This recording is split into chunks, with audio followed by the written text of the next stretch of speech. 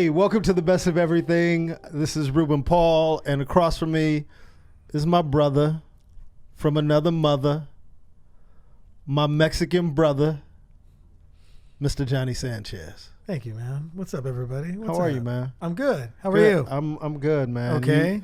You look good. You look sober. Yes. Which is great. Yes. Yeah. Yes. Compared to the last time. Can I just tell you how hard that episode was to do? Oh, I thought it was a breeze. Yeah, it was a breeze for you because you were drunk. Oh. Yeah. Well, for I me, was hungover. Yeah, but you were still a little bit of liquor in there. You were still, because here's the thing, and you know this. Yeah. When you're sober and you hang out with somebody who's drinking, the person who's high or drunk is the most annoying human being you can ever be around. That's why sometimes when you're out and people have already been drinking, like, hold on, I got to catch up. Yeah, because you got to catch up. Or you bail. Or you leave. Yeah. You're just like, hey, man, I'm going to go to the restroom. We'll be right back. And then you just take, I know I do that. But here's the interesting thing. And this is, I'm only going off of years of hearing this. I heard I'm like the funnest, best drunk to hang out with. What? Like I'm never annoying. Who told you that? Everybody that's ever hung out with me when they're sober and I'm drinking. Oh, we have to and take. By the way, whisper out to all you people who do that. For me. Who said that? Whisper out. We need to update that poll. We need to take we'll a poll. An update. All right, we'll do it right now. For those of you listening, I can bring in a couple of your victims who would tell me firsthand that when you're drunk, they wouldn't be anywhere near you. Yeah, but those are people. Because you get a little aggressive, Johnny. Okay, but not with people that I really, really get along with. It's usually somebody that we pushes, get along, but you pushes, come on, man. Yeah. Come on, don't be a pussy, man. Come on, have another drink. You want to drink with your boy? Man, all right, leave. You know what? Just leave, Ruben. Just leave. Okay. You know what? I'm done with you. I'm done with you. That's what you start doing. But you know what's interesting about that? I'm done with you. If Tony Rock was acting like that, Ruben would be like, "Yo, okay, you my boy. I'll have some drinks, but man, you my boy, Tone. Man, son." He wouldn't even go, man. You need to get away. You're annoying. He wouldn't say that. I can say that right now. He would not. Because you know why? You know why? Tony wouldn't whisper out to Tony. Whisper out to Tony Rock. By the way, whisper. Because Tony isn't annoying when he gets drunk. Tony is actually controls himself. That's because he only has a few drinks at a time, though. Yeah. He's good. He's good about that. But you, man, you put him away, man, and then you become really aggressive. And I remember one time it was 4:00 in the morning, and I was like, "All right, man, I'll see." What? You're leaving already? Man, this guy's a pussy. I'm like, it's 4:00 in the morning. All right, just leave then. I'm like, Johnny, you're already at home. I have to go home. Oh, whatever. I'm like, this is I don't want the night to end. I never want it to end. But it's so true. I am a lot. But yet people still hang out with me. What is that? Do they just want to see me get to that point and then they leave? I know with me, to be perfectly honest, there's always this hope that you won't go as far as I think you're going to go. And then there's always that moment I'm like, oh, shit. Here it comes. Here comes fucking dirty my Sanchez. eyes get like this. My eyes get like that, everybody. And I'll be totally fine. I know because I've seen the videos. I like recording when I'm drinking with friends. But here's what you don't know. And I'll go from this. I'll go from this going, yeah, dude. No, man, you're cool as hell. Dude, I've always loved you. And then I look up and I go, but by the way, we got to talk about that shit, dude, you were talking about, bro. Just goes like that, right? The best part is, though, when I run into the aftermath when I wasn't even there. Oh, you weren't even there. Then somebody comes and goes, hey, man, does Johnny not like me? And I go, what? And he's like, yo, we had a couple of drinks and we're all drinking, man. And he just lit into me. He just told me off. Yeah. Look at you. You're like, yeah. Well, because you know what does a lot of it too is truth serum. It's the truth serum. Well, and not only that, but I was thinking about this because we talked about this before, but sometimes it's somebody who also took some jabs at me at another time. And maybe for whatever reason. You never forget. And I don't know what happens is, you know, what alcohol does is it starts going like this once it gets into your brain. Oh, I remember him. Johnny, bring up that night that he was talking crap about your comedy, and that you weren't a good wrestler or boxer. Bring that up. Bring that up to him right now. Let's see how he handles it. My favorite is when you call somebody a hack. And by the way, let him know that half of his career has been hacky. That's what alcohol I won't say does. the name, but when you tell somebody, hey man, I think I got a new bit. Johnny told a comic. He's in the control center. Johnny was drunk and told somebody that their special was awful. And by the way, dude, your special awful. No, that's not how I said it. What'd you say? I go, everybody's saying your special is awful. I didn't say it. Don't kill the messenger, bro. But don't kill the messenger. Everybody out there, don't kill the messenger because somebody's telling you what other people are saying. But you were in agreement with what everybody was saying. Well, you were, but I was just delivering. You're delivering. I didn't even see the whole thing. You were delivering it on behalf of everybody. You were the spokesperson. Hey, and by the way, everyone in me thinks your special was horrible. I couldn't believe you said that to him, man. Anyway, all right. See when I bring the realness up, then Johnny's like, hey, let's Well, listen. We're not. This isn't going to be what we're talking about. No, it's not what we're going to be talking about. You know what I did want to talk about though, which is the opposite of what we're talking about right now. By the way, I apologize to everybody when I hang out. No, you know what? I'm going to leave myself like a little alarm in my phone, and I'm going to set it for like 3 hours in during drinking. It depends it depends what you're drinking, and wine or vodka tonics, whatever. You start to become pretty aggressive after your third glass of wine. Okay, so what I'm going to do is an hour in, I'm going to have my phone go off. I'm going to set it before I even have a drink, and I'm going to set it. Dude, and then I'm going to go like this. I'm going to go. I'll be like, dude, no, let me. And I'll go, oh. There's this moment. This moment. Some of you guys who actually watch the podcast will see this, but Chris, Russ, there's this moment when you can tell when Johnny's about to turn into a werewolf. He'll take a sip of his wine. He'll go. Like it's almost nasty, and he goes, all right. And you're like, oh, shit. Oh, my God. People are in trouble. You make this face like before when he's drinking, it's like, oh, it tastes good. This is good wine. Yeah. And then you take that one sip and you go, bad. All right. You say it out loud too. You go, all right. And then you put it down. Here it comes, man. Here comes Hurricane Johnny. Here comes Yosemite Sam. Hurricane Johnny. That's funny. But anyway, man, glad you're feeling better. You looking good, man? Yeah, man. I'm trying to eat better. I'm just going to do one cheat night a week. So, now, when you say your cheat night, does that include food and alcohol or just alcohol? Right now, I'm just trying to do drinks. Okay. Obviously. So I'm not going to do pizza and hamburgers that day and then have drinks. I think I got to I still want to eat okay. Mm-hmm. And then if there's another cheat day where I'm not going to go out or whatever. You look good, man. Thank you. You too, man. Thank you, brother. He's on the Eleanor Carragher diet. Eleanor? What's Eleanor doing? It's called the Carragher detox. Oh.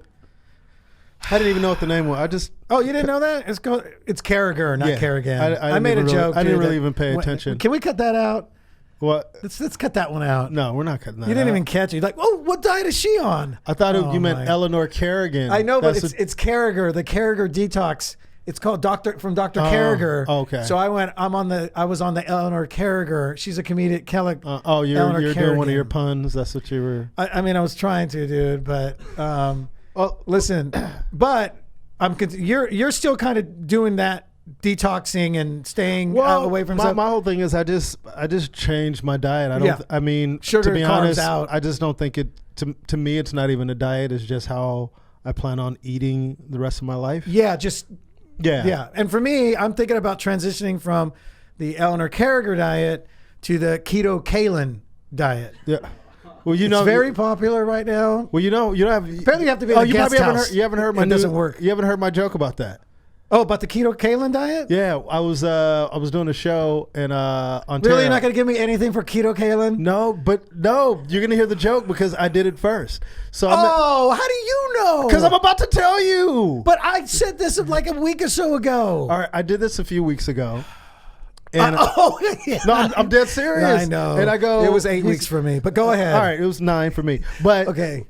So 22 weeks ago, I was on stage. Did I tell you what I wrote about last May? No. About Keto Kalen? Oh, dude, I did that last April. Get out. Yeah, dude. Yeah, but I started the bit even the year before. Before anybody knew about it. So he's such an asshole.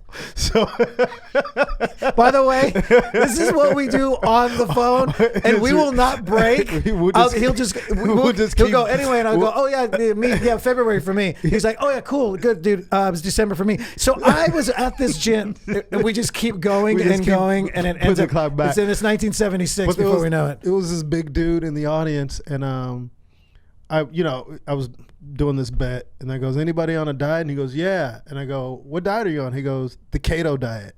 And I go, you mean keto? And he goes, oh yeah. And I go, you're doing the wrong diet. No wonder it's not working. Oh, that's funny. Yeah. He said keto. Yeah. Then I go, that's hilarious. I go, you doing the OJ diet? You doing the get? Oh. Yeah. So I kind of riffed into that. Oh, but that's you riffing. Oh, so he wrote it. See, this one I wrote. No. I wrote it. I said keto, and then But you wouldn't have come up with it had he not said keto. Yeah, and then I perfected it and mastered it, and now it's a bit that's actually in my act. That I'll be doing it on Ruby Tuesday on your birthday. Whatever, man. Wait, here's what I wanted to talk about. Okay. Here's what I want to talk about. Let's get down to brass knuckles. Because like we, as comics, we've been doing this for a long time, and we have fans and friends and family, and word choice is always interesting to me when people go, hey man, when are you performing next? I want to come out and support you. Yeah. And you'd be like, oh, okay. And then they'll go, yeah, can I get tickets? Oh yeah. So I just kind of want to define what support is on a lot of different levels. I always appreciate somebody coming to a show, whether I have to get them tickets or they buy their tickets. But there's some comics, and me and you've had this conversation with a bunch of comedians about some comedians feel like if you're not buying a ticket, you're not really supporting me. Yeah. You know, if you're not paying, they say it straight out. Yeah. They go, if you're not paying money to come see me, because what fans don't realize is, and I understand times are hard, and anybody who knows me knows I put people on the guest list all the time. Yeah. Most of the time, we've always been good about giving people, especially when it's in my control and something that I can do. Sure. But then I have other friends who are veterans, or who will just say, "Ru, when you're working a club, especially when we're on the road, that all the ticket sales help you with the standing with the club, because when the week is over and they open the books, they'll be like, oh, you sold X amount of tickets. So it does help when people actually buy a ticket to come see you perform. And let me just say, I have friends who argue with me. They will go, no, dude, I don't need anything free, man. I can afford to come out and see you. I can really come out and support you. Yeah. And I do understand that. But then there's the flip side of, sometimes it's just nice having friends in the room, and sometimes people can't afford it. But I think the rub sometimes with me is, you'll come ask me for free tickets to show support, but then you'll go pay $100 to see Kevin Hart. Right. With no hesitation. And does Kevin deserve that money? 100%, absolutely. Sure. He deserves your support if you're a fan of his. But we deserve the support too. And our tickets are only $20 or $25. Yeah. So it's just interesting how again, the mentality is the mentality. It's a little I mean, how do you feel about it?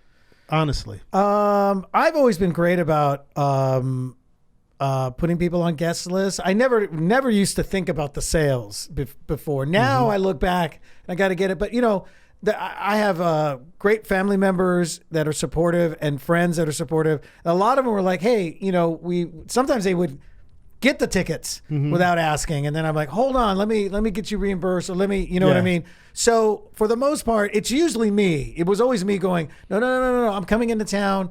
Hold on, don't buy tickets. I'll get you the, because they're good that way. Yeah. That's an interesting take that I never really thought about. Like, for the ones who are always seeming to, hey, can you hook me up? Can you give me the hookup? Yes. Then, and then they're out spending money on other comics and concerts and things, and you kind of go, oh, well, damn, and I never really thought about it like that. I do find people that are just coming out as support, in my opinion, but I don't have a problem giving out the guest lists and stuff like that. I think for me, I think the support would fall more under, it sounds cliche, but a little cheesier now, but like following and sharing this social media. Yeah. That's the transition now, in my opinion. Like, I'd rather have people watching the podcast and telling people about it and sharing. Yeah, because that's propelling us now. The ticket thing, I didn't get too critical on it just because. Here's a side note to that point. A lot of times when we do spots in town, it's a set price. So no matter whether there's 500 people in the room or 10 people in the room, you're getting paid the same. True. But I think when you're the headliner, when you're trying to build value out on the road, right? When you're out on the road, or even a show like Ruby Tuesdays, people don't realize it's a lot of hard work to run a weekly show. It's frustrating sometimes, but it's gratifying because I feel like I put on a great show every week. Yeah, it is a really good show. And the people who are involved in it care. I don't mind giving out free tickets because I believe in the product so much that I believe if I can get the word out, if enough people can come to the show, eventually I'll have people paying to come. So right now, support is just coming out. Yeah. Just come out. You just want people even to come though watch I might the be show. losing money, or whatever. Because word of mouth is gonna least, or once they can post on social media how great it is. And I feel like this, and just like with drugs, like a lot of drug dealers will give out that first sample for free because they know once you get a taste of it, you're gonna come back for more. Yeah. And I that's my mentality with Ruby Tuesdays, like Cracky Tuesdays. You know what I mean? I'll give you tickets to come for free because I know when you come out and see the show, you'll realize the value and go, my God, I get to see this person for free, or I get to see this quality of show for free, especially in comparison to the shows that you pay money to. Right. Like most shows you go see, there might be one great guy on it, one or two great guys on it, but it's very rare you see a show where there's no weak links on the show. Yeah. And then I take my show even a step further with having true diversity on the show. So they get the taste of everything. Yeah. So, I mean, you might see some great shows, but it might be all of one thing, but it might be all white boys or all black comics or all Latino comics, which there's nothing wrong with that. I'm just offering something a little different. So when you come, you can get some variety. Yeah. But with support, man, I just think it's interesting how people define it, even amongst our peers. As comics, it's great when comics support each other, or artists support each other. You see it in music, especially, man. One thing that I love about the music industry, and a lot of people knock the industry because of a lot of the underhanded deals that have been done over the years and how artists have struggled, et cetera, et cetera. But nowadays, especially in the hip hop community, you can speak more like in rock and roll because I'm not really familiar with that. But a lot of times in hip hop, man, when an artist like Jay-Z blows up or Kanye West or these people, they bring other people underneath them and they make them stars and celebrities. Right.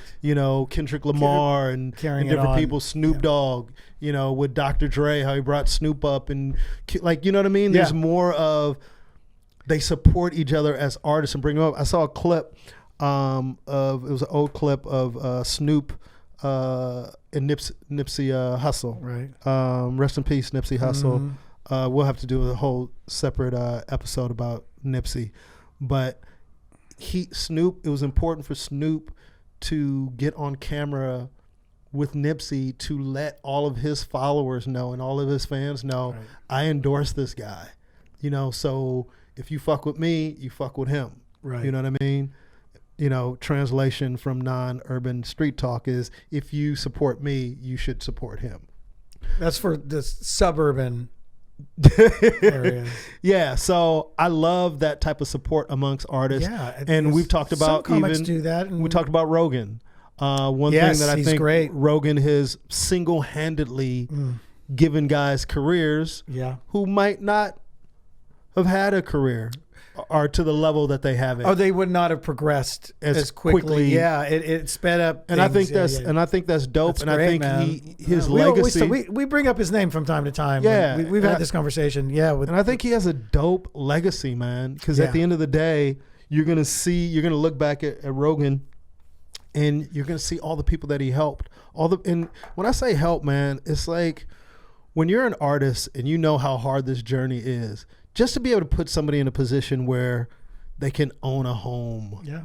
And we're not even talking about everybody being multimillionaires, but being able to take care of your family, being able to take care of your kids, being able, not to have to live month to month, treating yourself to, trips and things that or your family, giving your family things to go do stuff. And that's just what a little bit of help can do. A little bit of help can really go a long way, man. And let me just say this. No one is responsible for us. Right. No one owes you anything. I know. But I kind of question that whole thing. Like, no one owes you anything, but when you do things under the umbrella of friendship, like, I take the word friendship very seriously when I say somebody's my friend. Like, not just somebody I'm cool with. Yeah. Oh, that's my boy. That's the homie. But I want to say, nah, man, that's my friend. With the word friendship, for me, there's a responsibility. Because if I'm your friend and I love you and I care about you, I want the best for you. Sure. So if I've acquired so much and I've become successful, my hope is that I can do something to help you achieve success. Correct. Not necessarily the same success I have. Yeah, it doesn't but have if to you be do the same level. That's the other thing that I know where you're getting at. And there isn't this, but we've talked about comics that we know that are friends of ours. Mm-hmm. And we always say, man, dude, if I get a big enough break, I'm helping so-and-so and so-and-so and so-and-so. And then we have our list. Absolutely. We always seem to bring up the same names. Yeah. And you go, man, this person deserves a break. Now, like you said, they may not get to a big level or something, but it's just to help them in a way that they have exposure. They have bigger followings now. Mm-hmm. They're making money. They can either make it on the road or they can make it on their own show now. I mean, it's just like, remember we talked about, I'm sorry, I didn't mean to cut you off. Go ahead. Remember when Zach Galifianakis helped out Brody Stevens with that? And we knew him for so long. Yes. That it was like, I remember you're the one who told me, yo, dude, check this out. Yeah. And I was like, what? That's freaking awesome. Yeah, man. That's what we're talking about. Yeah. You know what I mean? Now, whatever happens with that show, that's what happens, or special or whatever it is. Is this creating the opportunity? Just like here, dude, here's like Tiffany Haddish. Yes. Now doing the specials for women. Mm-hmm. And she's picking the girls that she wants to help because she's known them. And look, some it could break out for one or two or all of them. It could not for any, but the point is, I'm gonna help you out with this. Yeah. Whatever happens after this is in the stars and whatever is meant to be. Yeah. But that's the point. Like, and I'm gonna tell you the part that bothers me the most is when I hear this a lot, when somebody does get a big break, mm-hmm. and then. And I know the comics that are saying this because there's going to be a ton of comics going, man, we used to roll together and we used to do this and he hasn't even returned a call. That's a little different. Yeah. I happen to know comics because I remember seeing them hanging out 15 years ago. And so I know they're not bullshitting when they go, damn, dude, so-and-so doesn't even text me back, bro. Yeah. That infuriates me. Yeah. Because I remember these people walking in together, working together. They were boys, maybe girls. And you knew they were friends. It wasn't like they were just an acquaintance every now and then doing sets together. Now that shit drives me crazy. It's hard, and I've been there. And all that person needs to do. I'm sorry. Again, no, go ahead. All that person needs to do is either all they need is representation. They're just looking for reps. They're just looking for agents or managers. Some of them it's a little more. They're like, man, dude, I have a pilot already. I have it written out. Dude, you could talk to these people that could get it done. It could be done. In other words, they have enough of that, and they won't do it, dude. It blows. I couldn't even sleep at night. It blows me away, man. I just think when you have the ability to change somebody's life, especially somebody that you supposedly say is your friend that you care about, and you don't do it, that just has to be a horrible place to be in as a human being. Yeah. You know, because at the end of the day, because they got the business caught it. They got swept into the business. Yeah, but here's a newsflash: no one makes it by themselves. Can we repeat that? No one makes it by themselves. So everyone has had some type of help before. Some type of help. I'll say this, and we'll talk about this another time. Nipsey Hussle had a quote, and he goes, "It's from the old adage, teach a man how to fish, and he'll eat for the rest of his life." Mm-hmm. You know, basically, give somebody fish or teach him how to fish. Yeah, right. And he goes, I'm gonna read it. As he was, I taught all my niggas how to fish. Some caught more than others. Some said they rather be fed. Some passed me up in the process, but at the end of it all, I know I didn't hide the game from any of my people, and I'm real for that. And that just simply saying that, that's great. You know, everybody in his circle, he gave them an opportunity. And you know, they could do what they want with it. No one, like, I can't. You're talented, so helping you become huge. If I was in a position, you probably would become big with the right help, but I can't guarantee you're going to be a huge star or anything. But what I can do is guarantee you an opportunity. Correct. And this is not to say that everybody has to live their own life and look themselves in the mirror and be whoever they're going to be. But we know so many people that could make a difference in people's lives and don't. And what they don't realize is sometimes you're hurting yourself in the long run. Mm-hmm. Because when you empower people around you, when you put people in a position to succeed and they do succeed, most of the time they're not going to forget that. So you've just created a great foundation of people who are following your example that will help other people, mm-hmm. and probably, if you're ever in time of need, will help you. That's right. Look at Jimmy Walker. Jimmy Walker, when he had the show Good Times, was the hottest thing, from what I've heard, was the hottest thing in Hollywood. Dude, he was. Dynamite was everywhere. Dynamite. This guy hired so many comedians as writers on his show. He took them on tour, et cetera, et cetera. Mm-hmm. Jimmy Walker obviously isn't the Jimmy Walker from the 80s anymore. And I remember somebody one time going, damn, man, why the hell is Jimmy Walker always on the David Letterman show?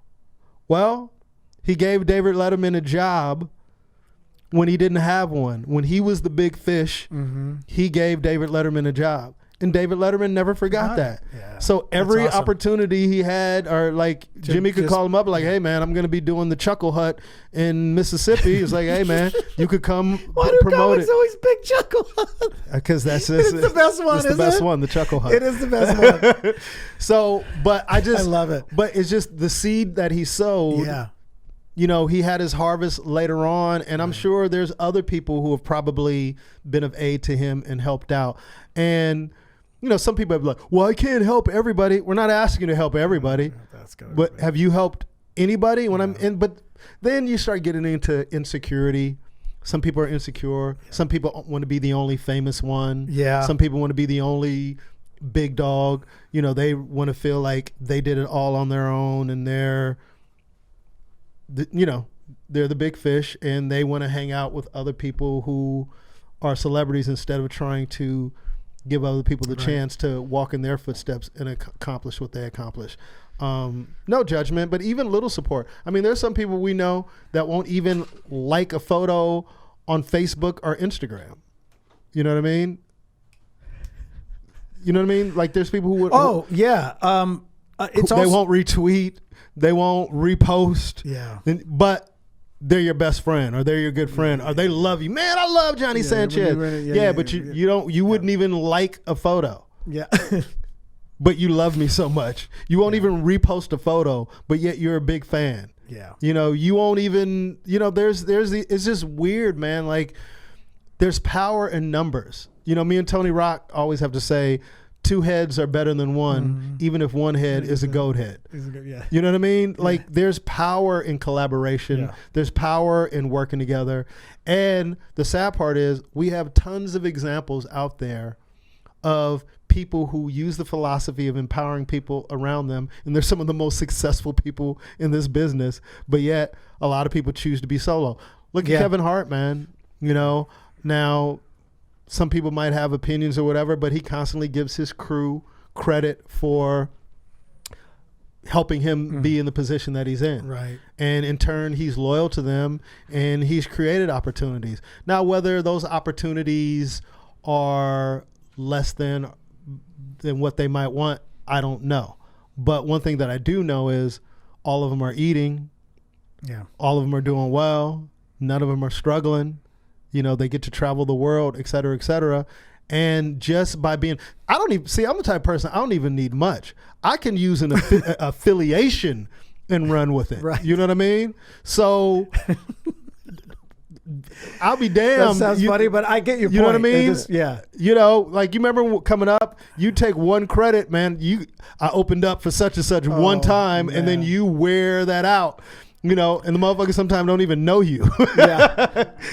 Yeah, I opened up. Because you shared the stage with, you know, Chris Rock that night. Yeah. Yeah, it's like, yeah, man, he opened up for Chris Rock. Oh, you mean you did a spot at the store and he was there that night? Yeah. And you went on before he did. Yeah. But they'll put that on their resume, which is fine, but that's a part of milking that. But to be able to at least like, especially when you know somebody is talented. You know what I mean? If I had a show. Yeah, I mean, right. You know what I mean? Right, yeah. And then what makes me laugh is some of these dudes will sit up here and brag like, yo, dude, congratulations, but don't act like you just beat everybody out in the audition. Somebody knew you and liked you and gave you a role, and I'm fine with that. Yeah. But don't try to act like you're some juggernaut or you're just better than everybody else because you're on this thing. Take the support, acknowledge the support, and pay it forward. That's just my opinion. Yeah, because I remember there's been a few times, not a lot, but a few, where I end up booking something, and then either when I get on set or my agent would say, hey, you ended up, all right, this and that. And then, hey, can I just tell you got a fan there?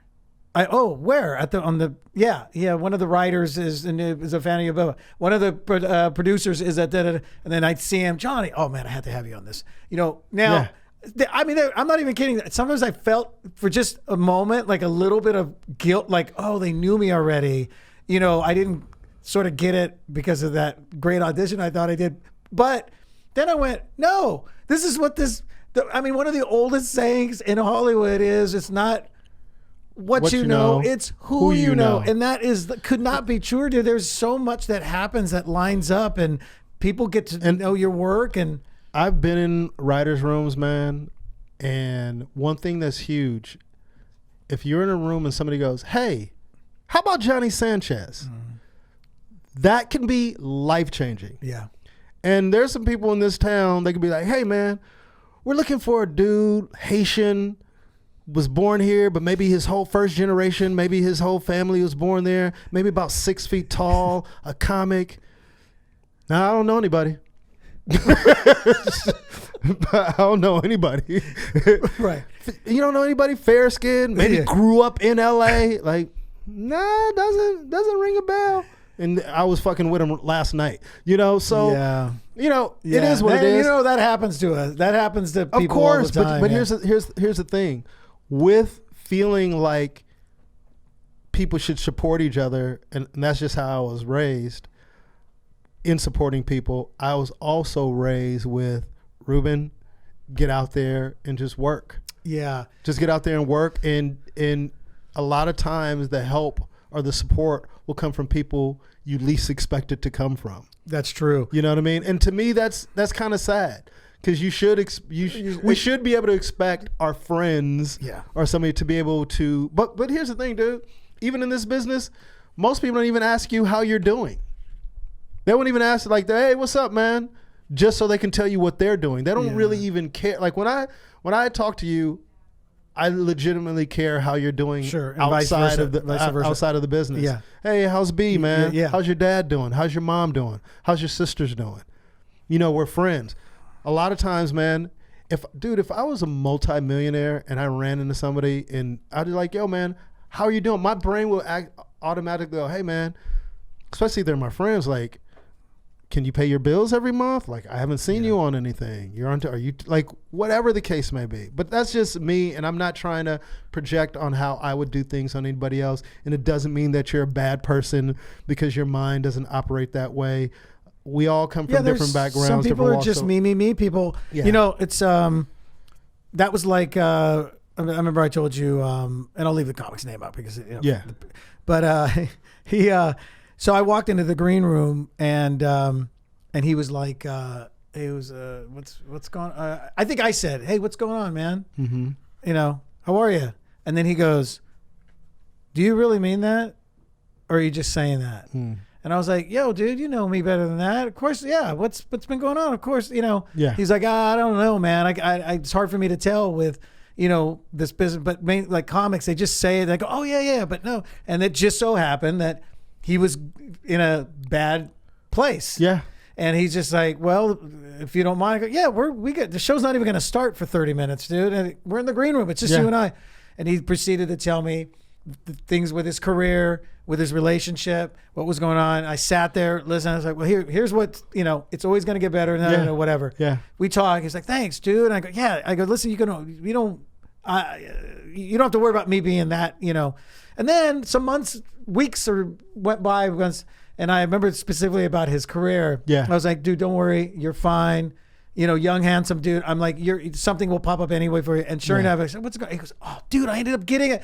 His demeanor was different, but he said, thanks for taking that moment to listen, dude. You know, so when I see comics and I go, hey, man, what's up, bro? Like, how are you? It's not just, you know, that thing where, because you know, when somebody says that to us, hey, man, what's up? How you been? Dude, you know, I have to tell you, it's been rough. And they're like, yeah, hold up real quick. Yeah. And then they're gone. And they're gone. And even that type of support can just be listening. You could literally save. You don't have to say anything, dude. You can save somebody's life, man. Yeah. You can literally save somebody's life. Yeah. And unfortunately, we're in a narcissistic business. And a lot of times when people ask you how you're doing, they're not waiting to hear your response. Like I'm repeating myself, but they're just waiting to tell you all the things that they're doing, where this person might really need to talk. You know, like, this is a tough business, man. It doesn't mean you have to give advice. Because people are dealing with depression and we're gonna do a whole episode on that as well. People are dealing with depression and frustration because this is not an easy business to be in. Shit, life isn't easy. Life isn't. You know what I mean? But we're in a business that constantly tells you that you're not good enough. Yeah. Especially as an actor, or we're being judged constantly. And there's more no's than yeses. Way more no's than yeses. And this is a life that we've chosen. So it's not oh yeah, I'm not playing the violin, man. Yeah, to feel sorry for us. But at the same time, when we're talking about support, we're all in this together. We're all artists together. And I've told you this before, and I'll say it again. Like, your friendship has been important because I've gone through some extremely rough patches. You know, and when shit was going great for you, you know, right. And I supported you wholeheartedly. But right. One thing that I can say about you is you've always tried to help me even when you couldn't. You know what I mean? Right. At least you'd try. You'd call a manager for me. You'd call agents. You'd send out emails for me. Like, hey, man, I think Ruben is great or whatever. And it's like, nah, I couldn't get a meeting, or they'll pass. And that was a perfect example of that when this is some of this was when I was on Mad TV. So I'm like, all right, so I'm a cast member now. I got some pull and some weight at my agencies. Now it's finally happened. Like, the things that I thought about at that point was 15 some years, whatever. Yeah. And then I remember thinking, I cannot believe that they won't just go, hey, you know what? We'll just hip pocket him for right now. But if you believe that much in him, and he's talented, and it blew my mind, dude. I know some comics, man, that have single-handedly gotten their friends representation. Right. Like, they'll go, hey, man, you need to sign my boy. And they'll go, oh, yeah, because they are the big fish in doing that. And I've had people in my life like that over the years who've known that I don't have an agent, who've known I don't have a manager, That's right. and not even cared to help in any type of way. Which that always makes me feel, especially if it's you're trying to bring in somebody with your own reps. Now it's different if you're going, hey, I tried to get you with so-and-so and so-and-so. Yeah. But that just screams insecurity for me. Like, what is this friend worried about? Yeah. So, like, even speaking of this, guys, you brought up something about helping people, and I used to do this a lot. And this wasn't just like good friends of mine. Some were friends, some were just comic acquaintances. I get a breakdown for a role, right? Yeah. And I'm reading, I'm going, okay. Now, granted, yes, when it doesn't fit you, you got to do your mentality. You got to tell yourself, I'm going to go in and change this role from the white, stocky, gruffy white dude to me. Yeah. But I would read them. I would read these breakdowns sometimes and I go, okay, I'm going to have to work really hard on this one. Yeah. But so-and-so, this is perfect for. Yeah. I would send them a text. Yeah. Hey, man, have you heard about this role being no, man, get your reps on it because, dude, you're perfect. It's you, man. Yeah. You know, thanks, Johnny.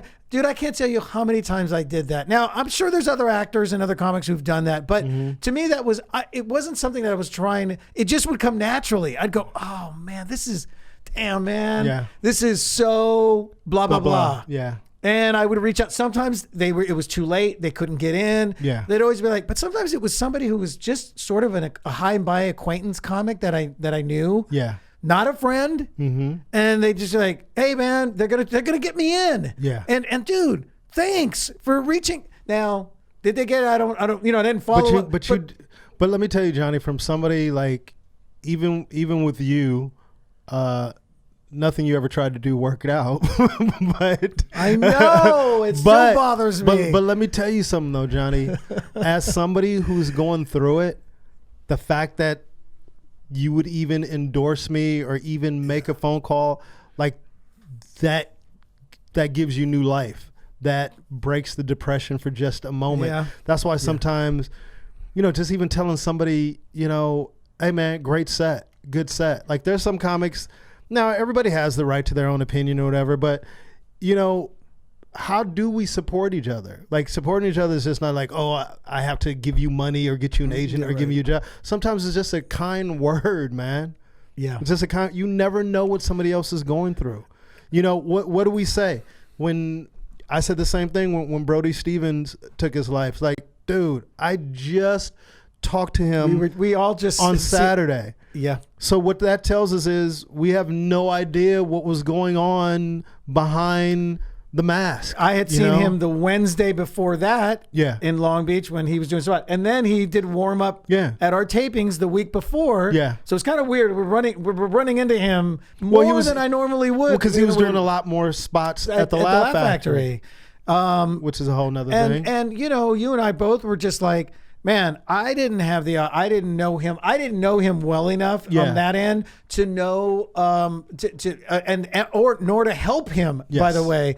But I feel like there were people in his circle that could have given him some bigger opportunities. Probably if they knew. See, I didn't know all that about Brody. Yeah, I didn't know about. I know a little bit. You knew a little bit more than I did. My thing is this: I didn't even know he struggled with anything. And I'm not saying this towards you, but I'm somebody with I don't know. I care. I truly care about people, and that's something that I learned from my parents. And I look at myself, and I look at somebody like Brody, and you look at because one thing that we get a lot of times, especially when I'm on the road, people come to me like, "Hey, can I ask you something?" I go, "Hey, what's up?" And go, "No offense, I just like what's going on with you?" And I'd be like, "What?" And they're like, "You're just so funny and this and that. It just seems like you should be bigger." Yeah. And I have no control over that. Yeah. All I can do is show up and do the work and do my best. Yeah. But one thing that's very difficult in this business that people don't realize. But if they took a time out and really was self-reflective and really cared about people outside of themselves, is this is a very difficult business to age in, because there's this perception that younger is better, younger is more relevant, younger is more viable.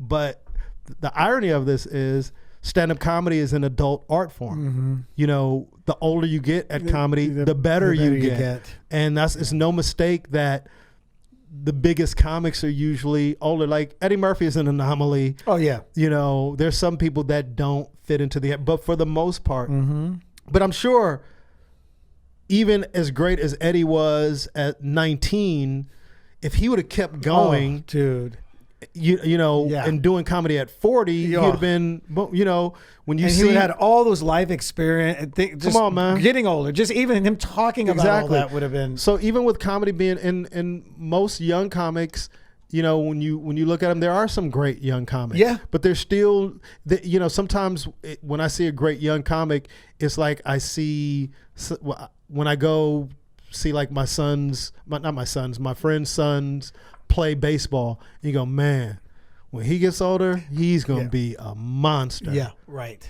You could tell that they're good now, but they're good for that age. But what has happened, Hollywood has the ability to take that small greatness of what somebody might have, put it on a larger stage and just focus on that, not knowing that you've really put them in a tough position because they don't have the tools to really do it on the level as the vets. That's why somebody can have a great half-hour special, and then you go see their hour, and you're like, whoa, this dude is terrible. Yeah. Or, oh, he only had 30 minutes. He only had that 30. Or you see somebody on, Def Comedy Jam or Premium Blend or whatever, and you see them for that 7 minutes, and you go, I got to go see him live. Yeah. And then you go see him live, and it's like, oh, okay, they're not a headliner. Yeah. They're really, and that's what happened with the Comedy Central specials. And this isn't my opinion. This is what I was told by club owners is Comedy Central, when they first started giving out those half hours, at first kind of followed the HBO format, meaning everyone who got a half hour was a legitimate headliner who had been doing comedy for a long time. That's why they blew up off of their half hours, because they were grinding for years and they were true headliners. So you give them a half hour, they were destroying, then they became stars and household names. We don't have to go on the list. Google HBO one night stands and you can see some of them, but when they did their specials, they were already headliners. Comedy Central at first, that's what they did. They gave specials to all headliners and they were good. And then all of a sudden they just needed bodies. Yeah. So they just found people with a good 30 minutes, had a decent 30 minutes. They were given features, half hours. Right. Then clubs would book them. And I think they were would end up being 22 minutes with commercials. Yes. So they're really just, it's 22. It's 22 minutes and then clubs would book them and then they were walking rooms or weren't doing as well. And it's almost unfair to the comic because what's the comic supposed to say? No. Yeah, right. It's not their fault. Right. It's the people who are in charge who are given the opportunities because no one. Dwayne Perkins says something a long time, man, that always stood out to me. Whisper out. Shout out Dwayne Perkins, man. Shout out DP. Yeah. And DP. And of course, your mind would go there. Can we just say like? I said Dwayne Perkins. Yeah, but, I call him DP. He hasn't said anything about that. No. Maybe because he's black. And we tend to give each other nicknames. And when I say DP, you automatically think of. And the whole point is, can I make the point that he made? Yeah. He goes. He was talking about. He was talking about putting comics who aren't ready, young comics, in these tough positions. Oh, like the competitions. No, just having to headline or giving them so much so fast. And he goes, it's just like letting your 13-year-old pick what's for dinner.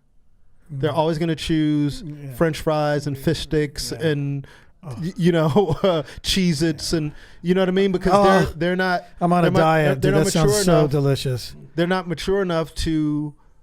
They haven't had enough experiences to know what good food is and good things. You know what I mean? And I just always thought that was an interesting analogy that he made because, when we think about the greatest comics, are like Pryor and Carlin and, they got better. They got look better. At Rodney, which was, Dude, I had that. Remember I had that? Lopez, Rock, you know what I mean? Better. Chappelle, now is coming into his own as a comic later on. Yes. After the Chappelle show. Now, he became more revered. And that comes with age and experience. I'm not saying that if you're young, you can't be great and you can't be good, but just know, as good as you are now, you're going to be way better as a comedian when you're older because you'll have more life experience and more things to talk about. But I kind of got off. I guess I'm not really off topic. Really, but like it's support and yeah, but it's supporting. You want to support people who, number one, put in the work, and who have integrity about what they do. Well, we've talked about this a lot. A lot of comics that we've talked about helping, some that are underneath that started after us. But there's some dudes, man, that were before me that I get so, it bothers me that they never got that big break. Yeah. And those are guys I would still try to help as best I could if I were to be in like Tiffany Haddish's position. Yeah. But dude, put this, he can be my dad's friend. Yeah. Or something. And I know what I got off because I was talking about. I could tell you weren't listening to me. I was listening to you, but you brought it back to the point. You brought it back to the point. No, I know you. It's a hard business to age in. Oh, that's what. Yeah. You were talking. Right. Yes. And Brody was dealing with that. And I'm sure we struggle with that because we've been in the game 20 years. Yeah. So 25. And if you haven't quote unquote made it. And that's a whole nother topic of what's really making it, but you haven't blown up, you haven't become household name. Then it's all of a sudden like, okay, you got the younger guys coming up, get out the way. Yeah. It's like, I'm still really, really, really good at what I do. Yeah. I can still make people laugh at a high level. I'm still relevant. I'm still doing all these other things, but we see what Hollywood does even with actresses. I know. It's tough to be an actress in this business, dude. man. Because once you hit 40, they want the 20-year-olds, and the male lead is 60, but his love interest is 25. I mean, it starts hitting them around even in their mid-30s, dude. Yeah. They start getting less and less roles, and the men can go, it seems like, actually the more gray, the better, it seems like, in a weird way. Oh, so-and-so's got grays now. He looks. I like him better. He's sexier now, or whatever, right? Yeah. Remember when Steve Carell went like gray? Yeah. And then got scruffy, and suddenly he was the sex symbol. Yeah. I'm like, holy shit! What if the women actresses went all gray? Oh, man. In their early 40s. But how many great women actresses do we not see? Wait, great? Yeah. GRAYT? Oh no. Or great. What is the difference between GREY and GRAY in color? Never really thought about it. Oh jeez. What's the difference? You don't know the difference between gray and gray? You guys know the difference, Chris? It's all those drugs, man. What's the difference? It's all those drugs. I don't think he knew either. I did not know.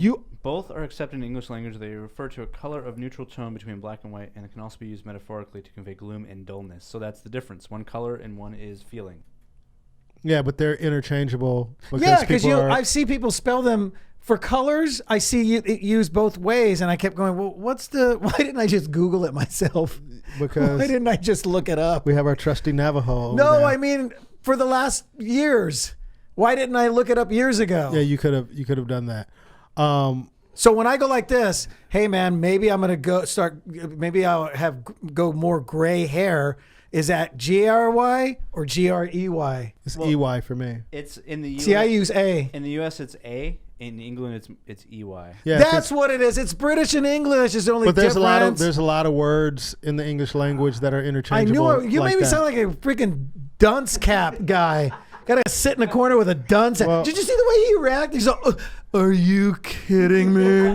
Yes. Lovey. You're not gonna believe what the Spaniard just said to me. That's because I paid attention. I paid attention in high school. I paid attention in high school and in college. Well, you didn't know, but I really wasn't even wrong. No, you weren't wrong, but I was just giving you. I was just messing with you, man. You know what kind of guy he is? Obviously. He won't even watch the series Grey's Anatomy because it's spelled incorrectly, in my opinion. I mean, indubitably, Lovey. All right. It's the I can't even look at the bloody promo because it's so what are you? Who are you doing an impression of? I think Kirsten Howell the third. Oh, you think? Okay, Lovey. Just those, those aristocrat people or whatever they. Where are they from? The Catskills. Anyway, this guy didn't know the difference between gray and gray. Do you feel like you nailed that? Let me write this down. Yeah. This is the promo right here. No, it's not the promo. Oh, this is the promo, no, it's not the this promo. The promo, no, Fro. That was actually really bad. The promo, Fro. That's actually, that impression was worse than your George Lopez's. Oh, that one? Oh, really? Yeah. Yeah. By the way, whisper out to my favorite. Oh my God, what happened? Dude. What happened? Orale. What's the matter? Ciao. What happened? Really? That's how he calls people for dinner. Everybody ready for it? Ciao. Does George have a sore throat? Is that what's going on? Flupez? George Flupez? Is that what you're doing? With George with the flu, you sound terrible, man. Orale. This is George Flupez for Flones.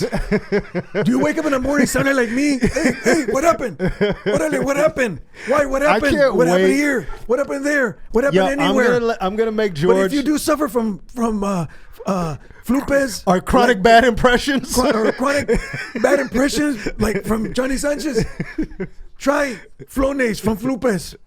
Orale. I think it's time for Ciao. Who's hungry? Oh, jeez. All right. You know what? New promo. This is horrible, man. It's going to be, 55-55. Horrible, man. 55-55. That's one of the worst George Lopez impressions. Let me tell you something. I don't hear anybody else doing him. But here's the thing. When you do him on stage, you're doing pretty good. But for some reason on the podcast, he has the flu. It's interesting. Wow, that's bad.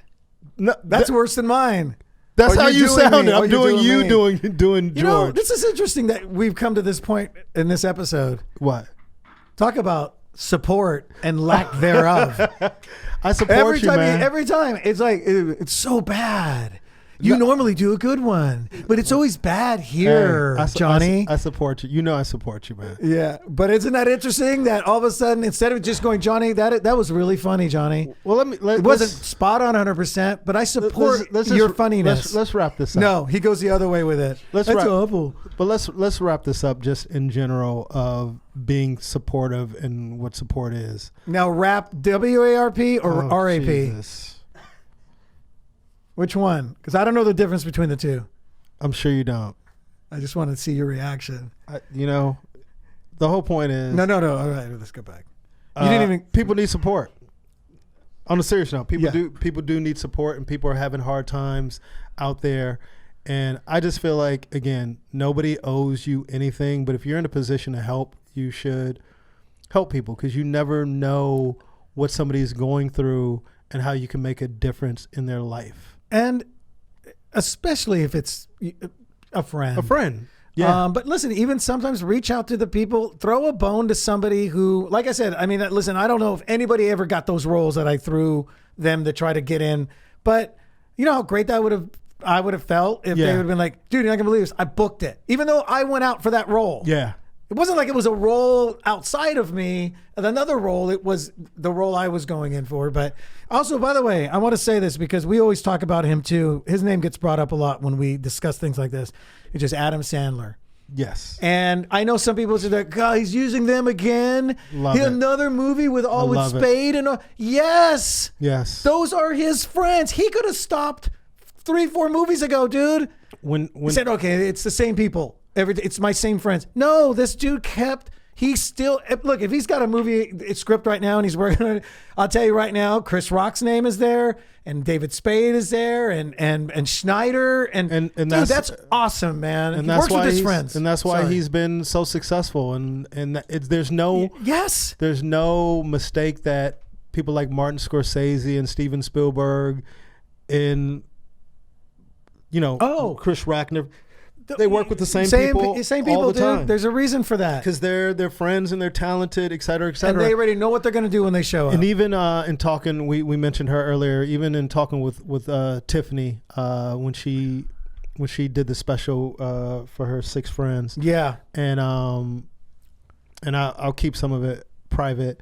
But one thing that she said, she was like, Ruben, these are my friends. And she goes, in my eyes, they're stars. So because I have a platform now, there you go. I want to share it with them, and whatever happens is going to happen. And there was a moment, I don't know if this is going to be in the special, but when she introduced Marlo, her friend Marlo, she got choked up during the introduction. Yeah. And I said, Tiff, you got choked up. And she looked at me and she said, Ruben, I know what she's been through. Yeah. I know how hard it's been for her. I know what she's been through. And to be able to be in the position that she's in and still be aware of the people around her.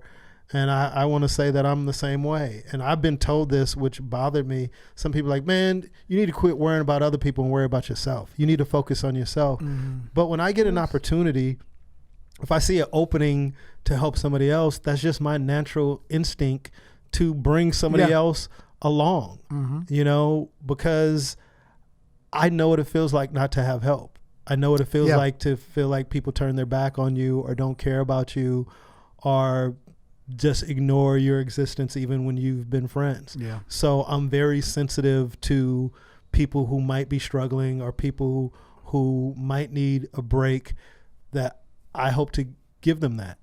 It's just like referring for comedy clubs. Usually when I refer people for a comedy club, they get in. Why? Because I care. I don't go, hey man, just drop my name.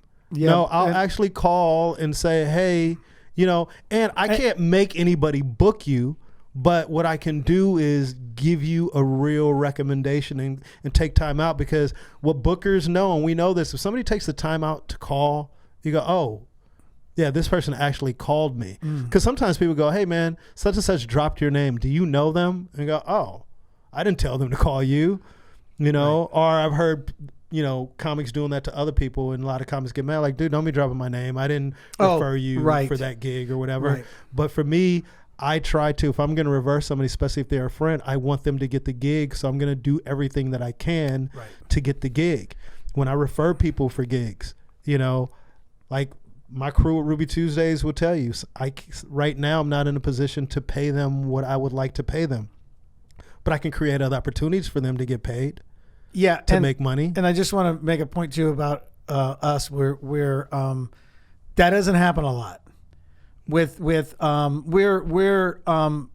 We're not just always throwing somebody's name. In other words, it's when we do it, it's like, oh no, I'm definitely calling for this person. Because the booking will affect me, because I'm not a big star yet. So if I refer somebody and they stink up the place, and they stink it, dude, the club is going to hold me accountable. They're going to be like, we're going to pass on Rube this year. Offer him 2021. You know what I mean?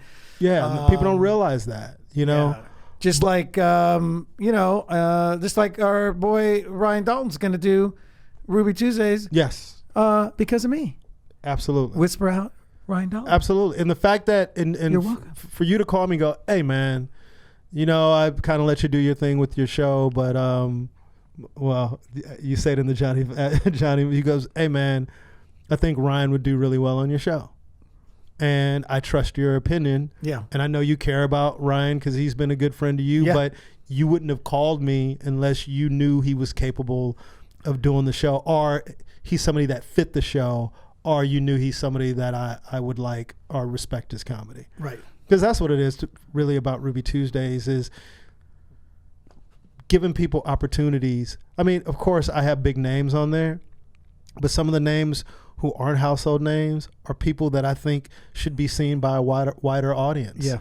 Even if it's a white comic, I want them to be seen by black people, because a lot of black people don't think white people are funny. Mm-hmm. And when it's a black comic, I think he needs to be exposed to white audiences, because Hollywood makes white people think Kevin Hart and Mike Epps and Cat Williams are the only comics out there. Yeah.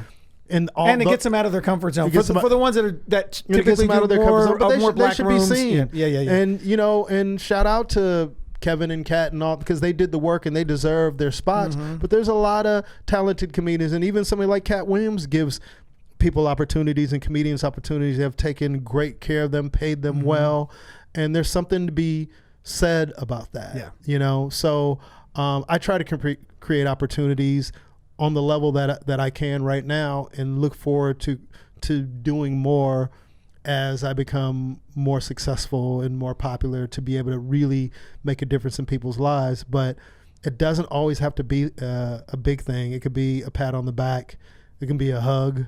It can be, hey man. Or just listening. Just listening. It can be, hey man, dude, you're really getting funny, man. Or man, that was a great bit. And people appreciate that, because I know, man, I've been down and people have said things to me and they don't even realize that they just saved me that day. Yeah. You know, right. From, you know, being depressed the whole day and being down on yourself and feeling like nothing is going right. You know, I got a text message today from somebody. He's like, Ruben, you've done a lot of great things, man. And I have to believe more great things are going to happen for you. I don't know why it hasn't yet, but keep going. Yeah. And they don't know what I was feeling or where I was at the moment, but just to get a message out of the blue and go, you know, for somebody to say, man, I seen you, man, you're better than ever. You know, those things save you, man, because you're in this social media era. We tend to compare ourselves to what we see on social media. Yeah. So when you look at a Kevin Hart and he's selling out arenas, or you look at people doing all this stuff and you're, you know, still doing the midnight spot at the Laugh Factory or the last spot of the night at the Comedy Store or whatever, you kind of feel like you're failing sometimes. Right. And you're really not. It's just you can't control when you're going to blow up or if you're going to blow up. And, you know, and it doesn't make you any less great of a comic or good of a comic because you haven't blown up. And that's the mistake. Some people are blown up because they're good actors. Yeah.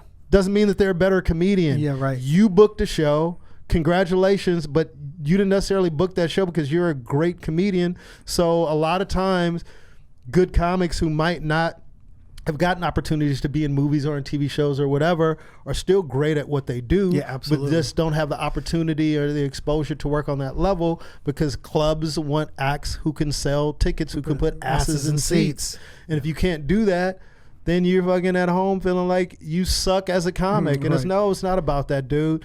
You just have to continue to do the work, and hopefully you'll get an opportunity that will get you to the masses. And kind of getting back to Joe Rogan, which is dope, is he's created a platform where they don't have to wait to get up to book this movie or to book this TV show. He has such a fucking platform, dude, that he can put somebody on there that he thinks is funny, that who's his friend, that whoever he wants to support, and put them on a level where they can be seen and appreciated and actually make a living. And this is not to guilt trip anybody. This is not to make anybody feel bad, but you should examine what you're doing in life. And if we're on this planet, we should be here to serve one another, in my opinion. That's kind of what I was taught. So whether it's people I know personally, whether it's my community, African-American community or Haitian community, or just people in need, no matter what race or what color they are, if I'm in a position to help, I want to be that person. I want to be somebody who gives hope to the hopeless, who gives opportunities to people that never thought they would have got an opportunity. Because to me, that's more gratifying. We're not going to die with this money. You know what I mean? You can't take anything with you. That's right. Why not help better people's lives? And let me just say, there's a lot of people out there who do things for attention and for people to pat them on the back that doesn't come from the right place. Right. But at the same time, they got to deal with that. Like that's their own personal business. Because but at the end of the day, like I said, like some people are like, man, he only did that so people could this, but he still is helping somebody. Yeah, as long as if it's helping, then yeah. You know, it might not be in the right spirit, but that's something that they got to deal with on a personal level. I'm not here to judge, but we should all be doing something. And that's one thing about Nipsey Hussle, who had evolved from gang lifestyle to becoming a rapper and to becoming an entrepreneur and to become a positive influence in his community. And people sometimes want to bring up the negativity of his past and things that he did in his past, but what is he doing now? Look at how he evolved. Like, you can't judge people for what they did when they're younger. Hopefully all of us become better as humans as we get older, and you learn from the mistakes you made in your past. Sure. And to see what he did and how he empowered people and gave people jobs and opportunities and shared things with his friends and people who are outside of his circle. Right. Just if you have the knowledge to make somebody's life better, share it. The knowledge that I've acquired over the years, I just don't give it to my friends and people I know. I'll share it with anybody who asks me and who's really sincere and really wants to know. I've been asked, it's always weird to me when people come up to me like, hey man, can you mentor me? I'm like, yeah, I guess. All I'm going to do is tell you all the mistakes that I made and things you should avoid. But it's funny how some people take it and some don't. And that's always tough too, because you see somebody going down a certain direction and I'm going, oh man, I made those mistakes or whatever. But all you can do is tell them, and then if they got the attitude, it's one or the other. Either they have the attitude to listen, and go and take the advice, or they have an attitude and they don't. Yeah, and I've said this to you before, man. And part of the reason why I put up with you, I put up with all your bullshit and your attitude is because you have supported me. Yes. And that's something like that I'll never forget. That's always same here. Valuable. You know what I mean? Yeah. So even when you do annoy me and get on my nerves and love it, man. And start shit and start arguments for no reason. Everybody. I just know in the core of your dysfunction that there's a good my heart. Neuroses. No, Johnny, seriously, on the real. And I've said this and I've gotten emotional about it before, man. But when you're not working, man, and you don't know how those bills are getting paid, and you going out and everybody tells you how great you are, but nothing is happening in your life, to have somebody like you to encourage me and to tell you that you're good, that you're great, and your time is going to come, that keeps you from a place of avoiding suicidal thoughts and wondering, what is it all for? Why am I here? So if you're listening and you're going through something, you're here for a purpose. You're here for a reason. A lot of times you have to learn to encourage yourself. But if you have people around you, a kind word goes a long way. It really does. It really does. And by the way, Ruben, same thing for me. That the last 3-4 years have been probably the toughest I've ever been through in my life. And, I was able to talk to Ruben. Thank goodness, man. I made it through that abyss. Well, but I kind of laugh because Johnny's always been the golden child in this business. So when he would claim, like, oh man, let me tell you how to stop from killing yourself. Because I've gone through all this shit. The golden child. Are you kidding? Dude, Johnny, you've always had reps. You know what I mean?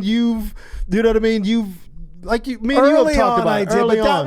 That was a lot of it was youthful. Was I guess you're right. I guess you're right. Yeah, but that's nothing for you not to be. It just happened. You earned all those things. Right. But and I'm not trying to put a badge of honor, but like all the heartache and the pain that I've gone through in my life and what I've had to deal with, I've tried to use it.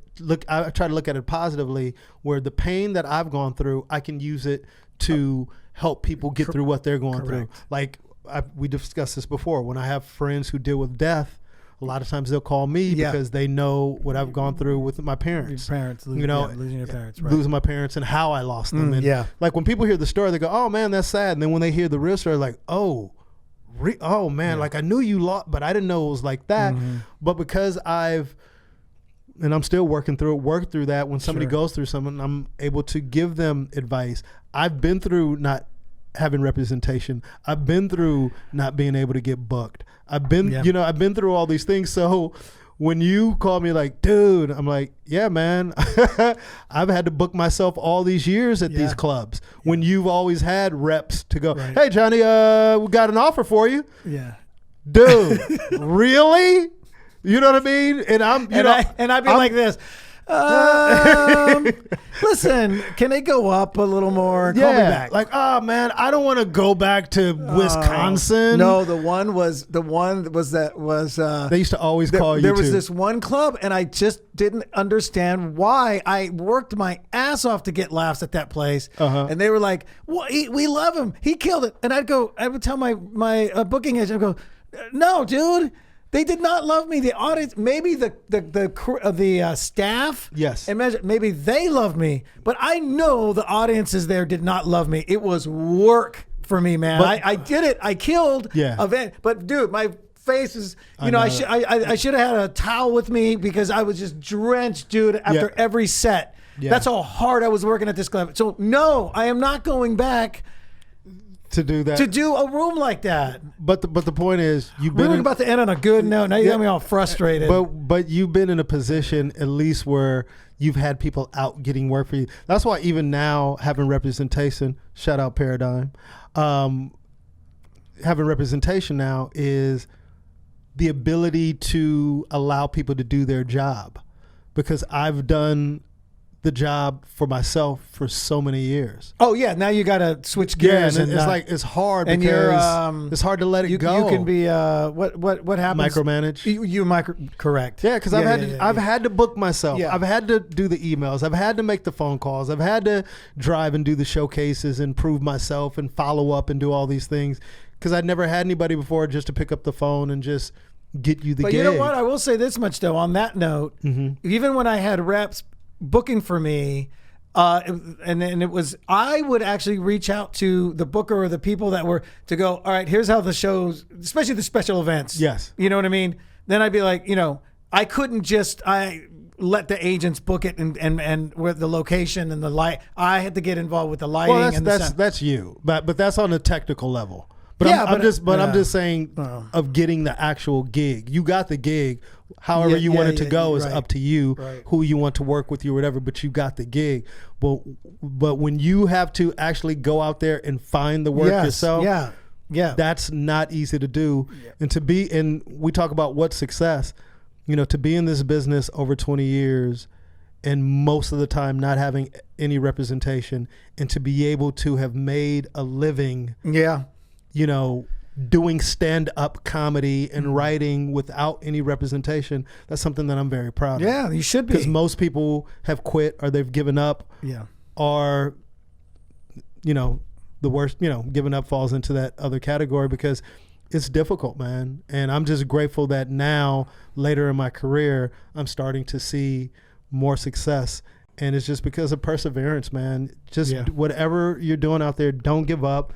Help is on the way.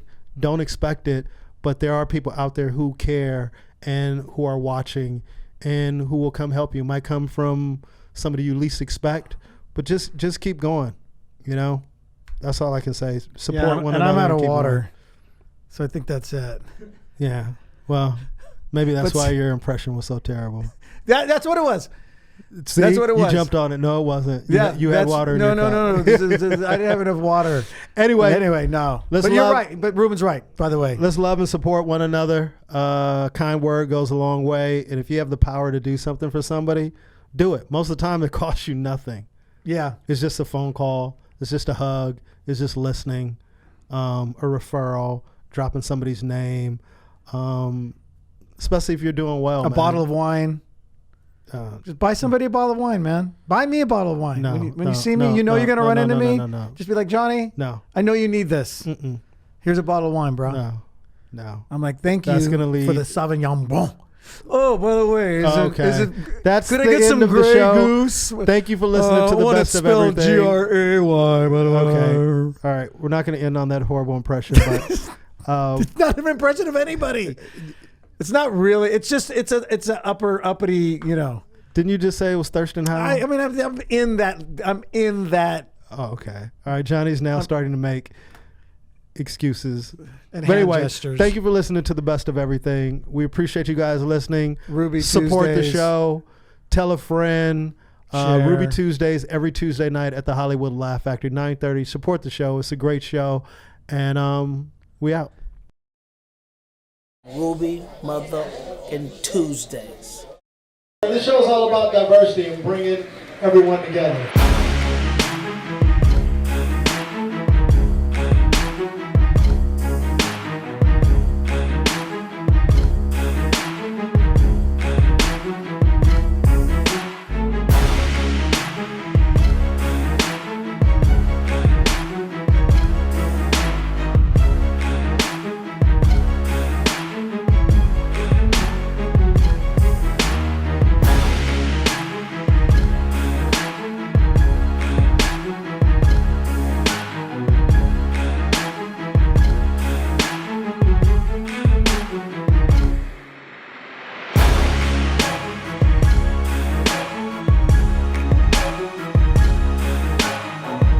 never know who you're gonna see at Ruby Tuesday.